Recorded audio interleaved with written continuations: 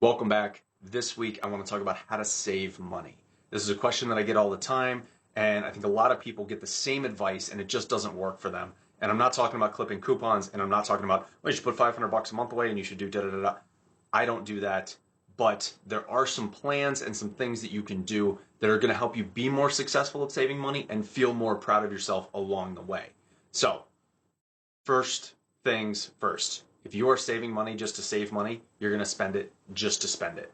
And that is a problem. So when these people are saying, well, you should just save money just to save it, why? Because then you're going to go, well, why can't I spend it? What am I saving it for? This doesn't work. Da da da da. So step one is have a purpose.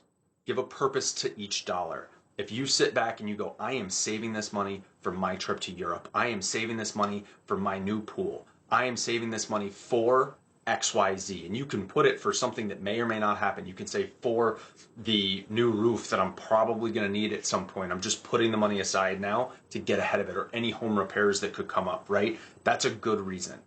So giving it a purpose is going to get you a lot further than just saving it just to save it. Number two, you got to sit down and look at what your actual bills are and what you're actually making and say, how much is a reasonable amount that I could put aside, expecting a longer term thing, and say, is it 50 bucks a paycheck, month, whatever the time period is that makes sense for you, whatever the dollar amount that is that makes sense for you. It doesn't have to be $500 a month because da da da da. And nope. You need to do what makes sense for you, still covers your bills, still covers what you need to do, and is not something that is going to make you put stuff onto a credit card or make you do other bad decisions because you're trying to save money. Okay? So you need to figure out what number makes sense for you. Then you got to put a total on how much you actually want to save. Now, this could be something where you go, well, maybe I put away $10,000 to fix, my house, and then something bigger goes wrong, and it's, instead of $10,000, it's $20,000. But hey, you've already got that $10,000 saved up, so it cuts away at the total cost later.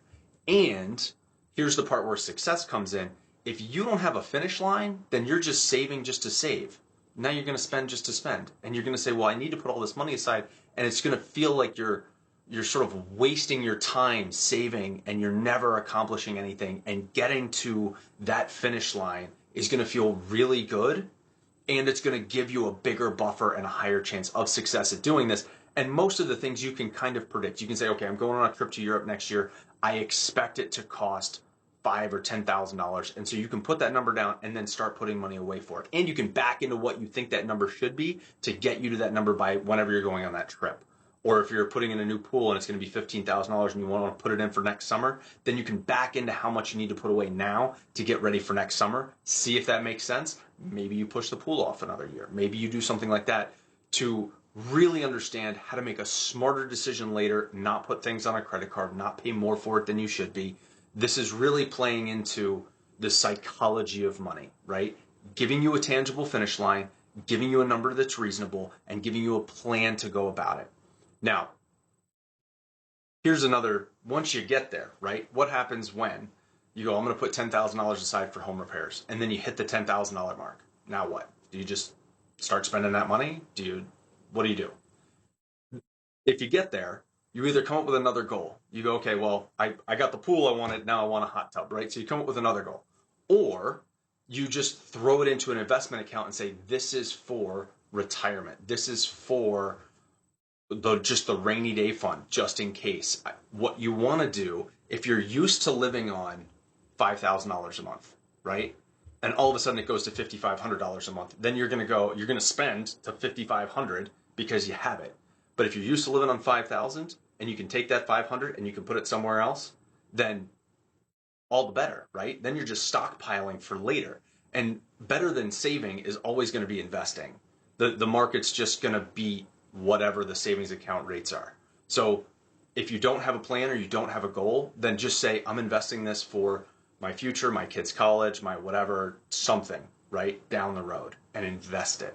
So to recap, step one, have a purpose for your money. Step two, have a dollar amount that you can put away each insert time period, paycheck, month, whatever it is. Step three, figure out what done looks like so that you can feel accomplished and like you won at savings.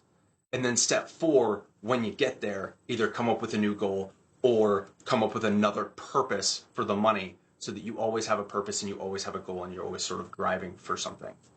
Now, this is a lot more nuanced than what I just said, and I understand that you're going to go, well, John, how do I sit down? This is going to take math, and I don't like math, and blah, blah, blah.